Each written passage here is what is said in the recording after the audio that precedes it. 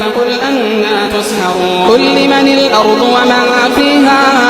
إن كنتم تعلمون سيقولون لله قل أفلا تذكرون قل من رب السماوات السبع ورب العرش العظيم سيقولون لله